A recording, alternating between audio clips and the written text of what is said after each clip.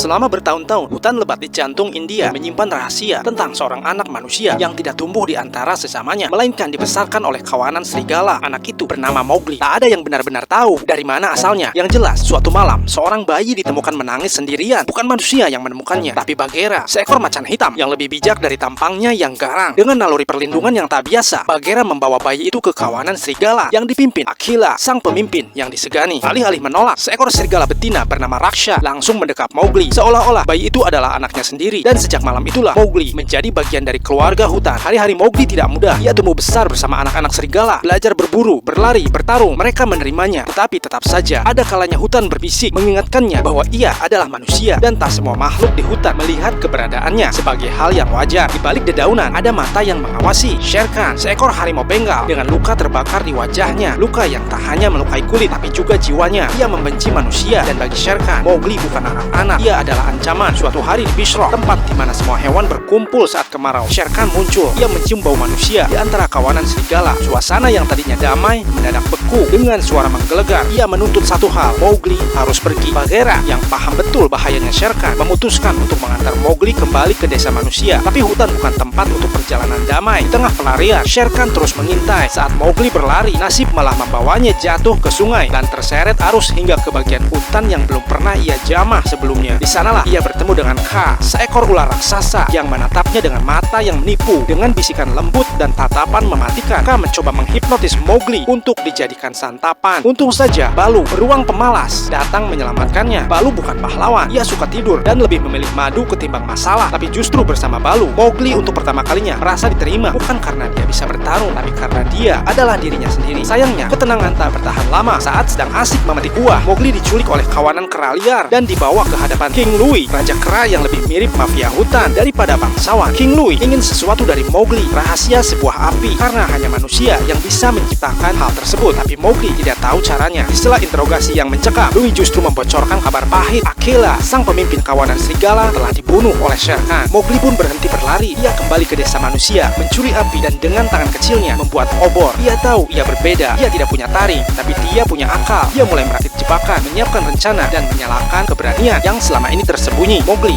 berdiri menantang Shere Khan. Api di tangannya bukan hanya senjata, tapi simbol bahwa ia tak akan lagi berlari. Pertarungan itu terjadi bukan di arena, tapi di antara pohon-pohon raksasa yang diam seribu bahasa. Dengan kecerdikannya, Mowgli menuntut Shere Khan ke perangkap yang ia siapkan, dan di saat waktu yang tepat, Shere Khan terperosok ke jurang api, menghilang dalam kobaran yang tak bisa dilawan. Mowgli membuktikan bahwa manusia bukan hanya perusak, ia juga bisa menjadi pelindung. Mowgli tidak kembali ke desa manusia. Ia memilih tinggal bersama Balu, Bagheera, dan bersama hutan yang telah menjadi rumahnya. Karena Mowgli bukan sekedar manusia yang tumbuh di antara hewan, ia adalah jembatan antara dua dunia.